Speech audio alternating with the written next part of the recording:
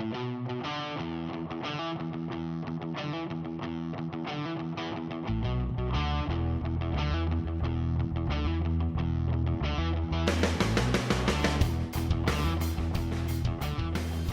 the first winner of the Slow Home Award in Los Angeles was Cherokee Studio. Yeah, and that was a great project to go and visit. It was one that we were really excited about seeing, and I think that when we were there was a lot more stuff about it that was more interesting than what we found when we were looking at it on the website. Yeah, although even on the website it looked pretty cool. It did look good. That's right. Well, and it did really well on the Slow Home test. 18. Otherwise, I guess it wouldn't actually be here. We wouldn't be talking about it today. But Yeah. with a walk score of 94 in Los Angeles, I mean, it is West Hollywood, but that's pretty good. Yeah. And then, of course, we've got Unit 5, which is the unit that was reviewed for the for the project, and is the one that was selected and got the score out of 18 out of 20. And I really like this unit as well. Well, it's really well organized. It's just so simple. It is simple. There's hardly, there's not.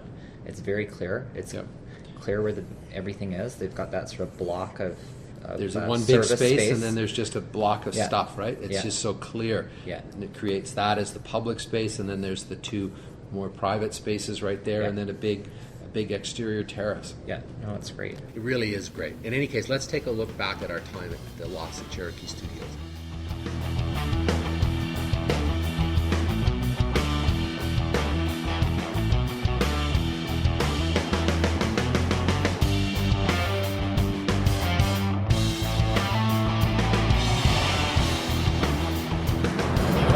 We're standing in front of the Lofts at Cherokee Studios on Fairfax between Melrose, just a little north of Melrose in Los Angeles. We're just waiting for Larry Scarpa, the architect of the project, of Pugh Scarpa Architects, to have a little chat with him and for him to show us the project. You can see it behind us right here.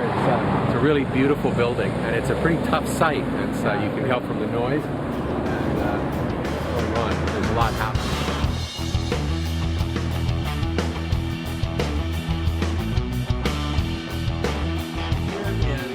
West Hollywood with Larry Scarpa of Pugh Scarpa Architects. They're the architects for the Lofts at Cherokee Studios, which was the winner of the Slow Home Award in the townhouse category in Los Angeles. And I'm really pleased to meet you. Likewise. It's great, and it's a beautiful project. So tell me a little bit about the project from your point of view. Well, it's a mixed-use project. It's 12 units of live-work housing. It's got some commercial on the ground floor. It's in a great neighborhood.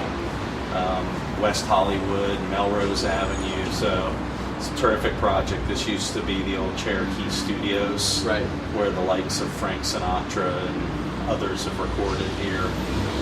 We were approached by someone I had known who worked in the environmental division at Santa Monica and left and started his own development company, and that's how I got involved. The building is LEED Platinum, right? That's correct, yes. That's great. That's really cool. What are the challenges of doing that? Mostly, the challenges come from the client.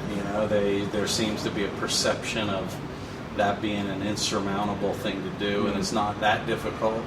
There are some challenges, but again, this is a market rate project, so we've proven that you can do it without too much difficulty. Right. I think there's really the sort of three things that are important when it comes to environmental performance. And what I like about this project is that they're there for environmental reasons, but they actually contribute in other ways to the overall project. Yeah. The first one being the screen.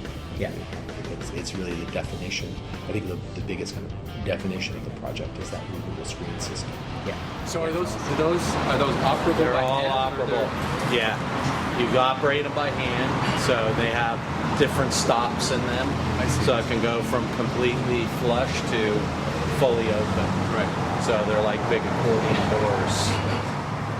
Yeah, the screens are a really interesting feature because that evolved from an initial concept that Larry had, which was this, a secondary facade, this permeable screen, and it evolved from something that was a little bit more on the aesthetic side to something that really became functional, a functional part of the building. So. The cool thing about this, when we were there, I mean, it makes sense for sun control, right? Because the south face, you can close it off and get some sun shielding. But the other thing was the noise from Fairfax. I mean, it's like that's a busy street, right? Yeah, it certainly was. And to be able to close those off actually made a big difference. The other obvious green feature is the green roof. Yeah, that was a surprise. You know, that was interesting. So you look at that and you think, oh, well, that's a garden. Well, yeah, it is a garden because it's it's both the green roof plus it's one of the main spaces, public spaces for everyone in the building. Right. But the thing that's interesting about the way that they detailed this is they actually treated it like a garden. Like it's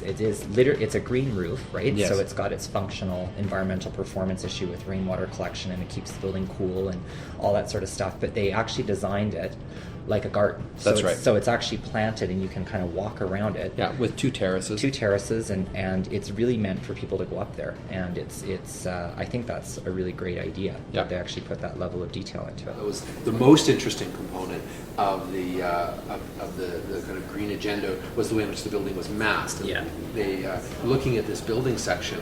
Just so that everybody's organized, there's the street, and then we've got one set of units there, another set of units there, and then that common front Arcade commercial and retail. and yeah. parking. So we got commercial on the front as well, so it's mixed use, which is really great. And then what we're just talking about is this, Yeah. that space in the middle, and as the architect describes, that's there so that you get ventilation Yeah. through the building, both sides, Yeah, and you and get the natural daylight, light yeah. in. And that's the thing is that that's typically not what developers would do. They would fill in That's right. the whole footprint with unit, you know, and then you get those typical units that are long and narrow and have no light. Exactly. And so this sort of breaks that mold. I mean, what I think is so interesting and what I respect so much is that you're willing to take that extra effort.